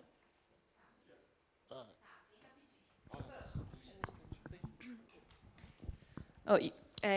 Bom, eu acompanho teu trabalho, né, desde que eu voltei para Curitiba. E quando eu te conheci, tu estava produzindo o Projeto Humanos e tu falava muito sobre isso nas redes, tu falava no Anticast. Aí depois tu nem tinha terminado Humanos e tu já o caso Evandro, e tu já estava falando de Altamira. Se tu fosse trabalhar numa nova investigação, né, que eu sou jornalista, eu vejo teu trabalho como um documentarista em áudio, né, um repórter, um grande investigador, que de repente tu não se sentisse seguro de falar sobre o que tu estava pesquisando. Tu conseguiria, assim, pela forma que tu vem trabalhando, mudar para isso? Não, olha, eu teria que ver o caso exatamente o que é, né, a história. O que eu posso dizer é que assim, eu nunca me senti plenamente seguro fazendo Casa Evandro e Altamira. Eu lembro, assim, as primeiras vezes que eu fui para Guaratuba, eu tinha muito medo de estar sendo perseguido, por exemplo. Seguido, eu dava a volta na quadra, sabe, eu apagava a luz do carro, assim, paranoico, assim, totalmente. Mas eu lembro quando eu fui conhecer pessoalmente o Valdir Copete Neves, por exemplo. Foi num shopping, a gente se encontrou, tal, que daí ele vem com aquela história de que queria que eu escrevesse a biografia dele, né? Eu te dou a entrevista, te abro a caixa preta, falo tudo, mas você tem que escrever minha biografia. Eu disse: vou pensar. Daí passou um tempo, eu disse: não tem condição, né? Estou fazendo um trabalho aqui que tem um conflito de interesse, então não rola. Mas naquele dia, por exemplo, foi um dia assim que eu avisei meio mundo, assim, olha, estou indo para tal lugar, estou indo fazer tal coisa, porque não sei.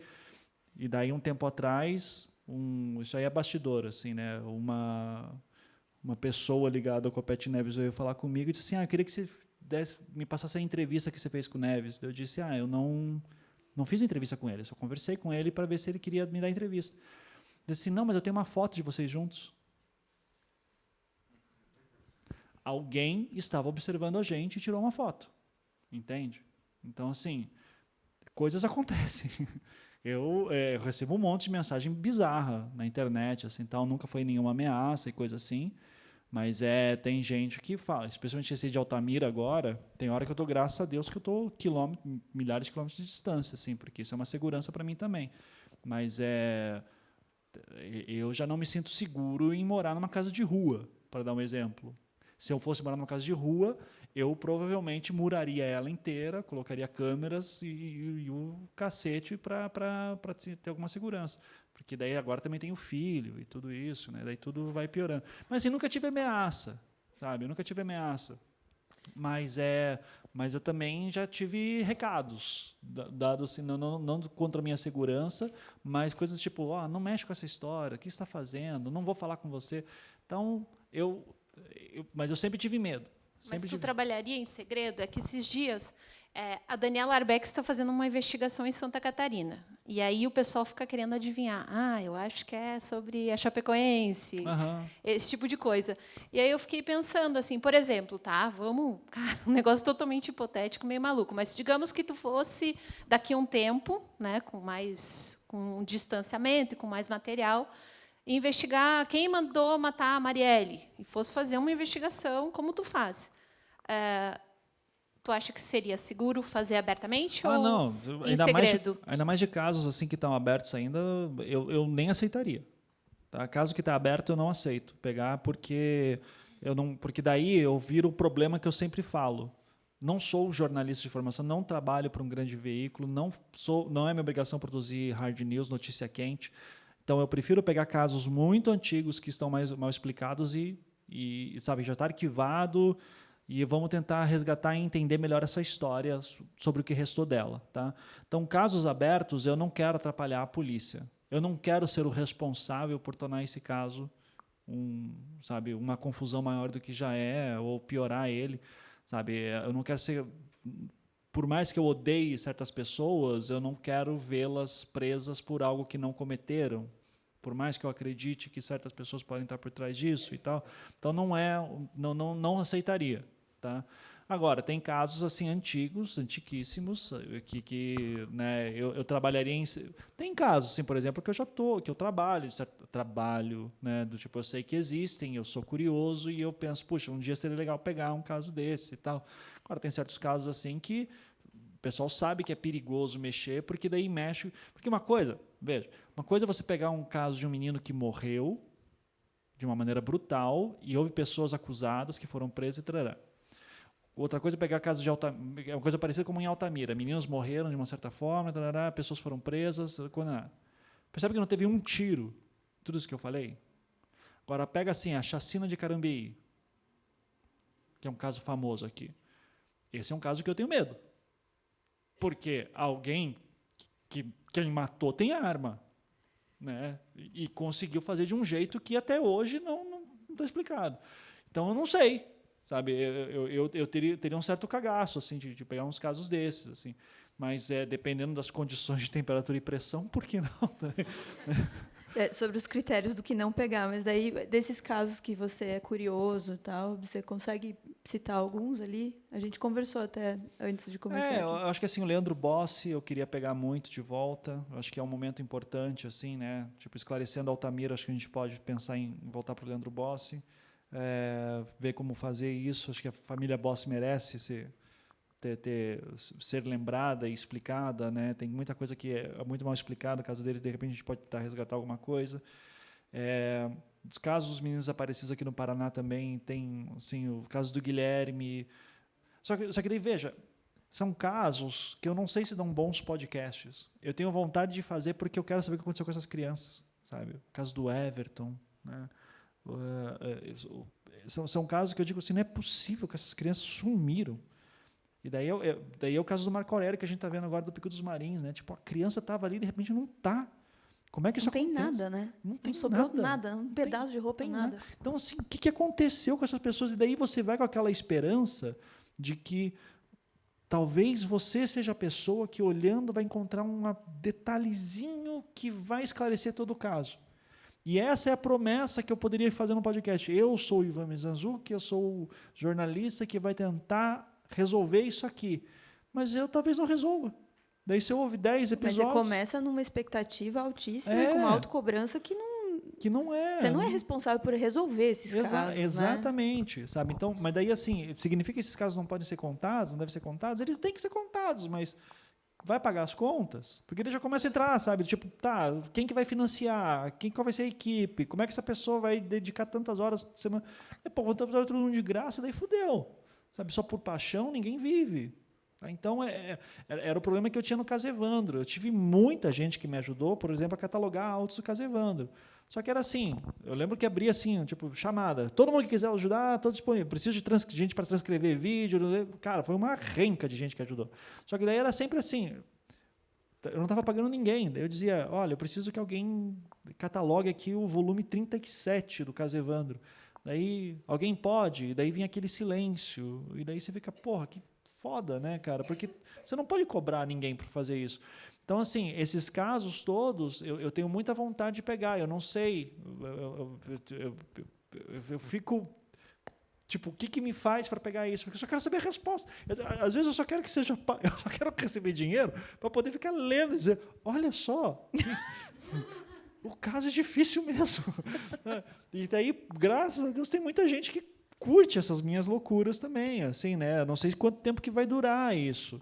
Mas eu também, pô, cara, eu sempre falo pro Andrei do Mundo Freak, dizer, pô, a gente vai fazer Operação Prato, cara, lá no, sabe, dos OVNIs, lá no década de 70. Essa história é muito doida, cara, tem que ter alguma coisa, não tem nada de crime, saca, mas é muito doido, tipo, porque... É tipo resolver um mistério ou tentar esmiuçar uma história que é insólita, enfim, que é mal explicada, né? Exato, e às vezes a metodologia que eu tenho hoje para esclarecer certos crimes, talvez ajude também em casos insólitos, sei lá, né? Mas seria interessante pegar alguma coisa assim. Então eu tenho muita curiosidade com vários crimes, só que eu não... tem crimes recentes, inclusive, o caso dos meninos que apareceram mortos em Novo Hamburgo, que daí prenderam lá os caras que eram de um templo satânico. Uma loucura, foi em 2016. Tipo, por que mataram essas crianças? Quem são essas crianças? Quem que está procurando quem são essas crianças, saca? Então, essas coisas... Eu acho que esse desespero... Eu tenho um desespero muito grande com a ideia de, tipo, cara, parecia uma criança morta e ninguém nem quis saber quem era. Ou por que não estão conseguindo identificar quem é? Qual que é o problema? Daí, quando...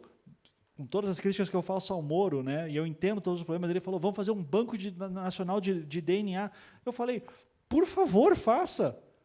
Eu entendo o punitivismo por trás disso. Eu entendo que tem um monte de problema. Eu entendo que assim, um monte de gente fala assim, não, isso é perigoso. Cara, eu juro que eu entendo. Mas assim, eu estou com tanto caso de crianças aparecendo na minha cabeça que eu quero um banco de DNA nacional. Eu quero. Alguém faça. Tá? Não me importa. Porque eu quero que esse pai possa botar o DNA dele lá em um banco e um dia vai dar um match de 2º grau. E daí vai dizer, 30 anos depois... E daí a gente vai conseguir ter um caminho, dizer, opa, peraí, aqui talvez tenha uma trilha do que aconteceu. Que foi mais ou menos o que aconteceu no caso do Bear Brook, quem lembra. Né? A genealogia genética, que é um tipo de investigação incrível, que eu morro de inveja, e os caras conseguiram fazer, graças a sites tipo de DNA, desses kits de DNA que você faz, e você joga na internet, e eles acharam matches. Essa mãe com 3 crianças que foram encontradas mortas em barris no meio da floresta, que a gente nunca soube por 40 anos, agora a gente sabe. Eu quero isso. O que era? Eu não estou sabendo desse caso. É um caso chamado Bear Brook. Tá. Tá? É um podcast que daí fala sobre esse caso. Tipo, os meninos estavam andando numa floresta, não vou lembrar em que estado. Daí eles encontram lá uns 3 galões, assim, uns 3 baldes gigantes, assim. Daí eles batem ali sem querer. Daí sai lá, encontram corpos ali. Tem uma mãe com uma filha. É até difícil. É uma mãe com uma criança. Elas estão juntas num barril, e daí no outro barril tem uma outra criança, e daí quando vão ver, encontram um terceiro barril que tinha uma terceira criança. É alguma coisa assim, é uma coisa horrorosa. E esses daí eles foram ver, estava lá desde a década de 70, 80, era muito tempo. Daí ninguém sabia quem era a mulher. Ninguém sabia. Daí, cara, eles fazem uma coisa doida, que o jornalista... A gente tem tempo ainda? Desculpa. Eu acho que Já você termina estourou, mas essa, tá, porque vou eu terminar. preciso muito saber Tá agora. bom. Daí o que eles fazem? Eles começam todas as técnicas de investigação para saber quem entra, não chega a lugar nenhum. Daí vem uma... Daí esse podcast vira que meio uma loucura, assim, tipo, todo mundo está ouvindo nos Estados Unidos e daí começa as mulheres malucas pelo true crime a ouvir. Que daí aparece muita gente boa também nesse ponto, isso é importante dizer. Muita coisa que eu avancei foi por ouvintes também que eram interessados e bons, assim, de informação. Daí eles descobrem que existem duas tecnologias novas, duas metodologias novas que poderiam ajudar a solucionar esse caso. Um era que eles chamam de... Não vou lembrar agora o nome exato. Tem uma professora aqui da UFPR, inclusive, que está estudando isso, que é da biologia, que você pega um osso, um pedaço de osso, e daí o lance é muito doido, assim, porque análise de isótopos de ossos. Porque qual que é o lance? Quando você vai crescendo, você vai absorvendo átomos ao seu redor. E isso vai... Daí eu não sei física, eu não me lembro mais. Tá? Faz muito tempo que eu fiz aquele semestre de física, quando eu achava que podia ser físico.